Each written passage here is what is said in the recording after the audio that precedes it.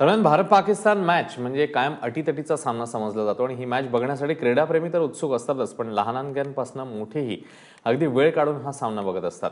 या मॅच बद्दल क्रिकेट प्रेमींमध्ये कसा उत्साह आहे बघूया। हमारे सैनिक जो बॉर्डर पे खड़े हैं, जो उनको मुंहतोड़ जवाब दे रहे पाकिस्तान को, वैसे ही हमारी टीम, हिंदुस्तान की टीम, इंडिया की टीम आज उनको जवाब देगी। हम लोग जीतेंगे, उनको मुंहतोड़ जवाब देंगे। India India. हौसले बुलंद है, सब लोगों की दुआएं उनके साथ है। मैं सिर्फ एक ही बात कहना चाहूंगा कि जो दिल से चाहा है वही हमने पाया है। हमारे हौसले के आगे कौन कहां टिक पाया है। पूरी उम्मीद है टीम इंडिया से। जैसे आज तक पाकिस्तान हारा है, आज भी हारेगा और पूरी तरह हारेगा। जोर लगा के जीतेंगे। India India. हमेशा की तरह इस बार भी पाकिस्तान जम के हारने वाला है। और सबसे बड़ी बात यह है कि ये जो नारा आजकल चल रहा है कि इंडिया में घर घर में मिठाई बटेंगी और पाकिस्तान में घर घर में उड़ेगी। भारत ही जीतेगा, ये हमें कॉन्फिडेंस है और जितना ही चाहिए। चैंपियन ट्रॉफी एक बड़ा मुकाबला है। इस पूरे टूर्नामेंट में भारत अच्छा खेला है।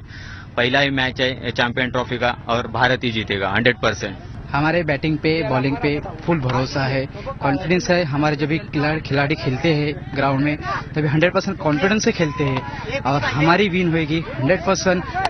इंडिया ही जीतेगी 100%। सकाळपासून नाही, मी काल रात्रीपासून घालून बसलो आहे। इतकं एक्साइटमेंट आहे। काल रात्रीपासून सगळे हायलाइट पाहून झाले आहेत। जे बेस्ट मॅचेस आहेत इंडिया पाकिस्तानचे सगळे बघून झाले आहेत। आय मीन मी गर्लफ्रेंडला पण नाही म्हटलंय आधीच, सगळे सांगून ठेवलंय की नाही आज काही नाही, आज फोन वगैरे सगळं स्विच ऑफ, आज नो प्लॅन। सगळे मित्र आले आहेत, 11 जण आहोत आम्ही रूमवर। आज सगळेजण मिळून मॅच बघणार आहोत, सगळेजण इंडियाची टी शर्ट घालून आणि सगळेजण एकच पण बोलणार आहोत, जीतेगा भाई जीतेगा, इंडिया जीतेगा।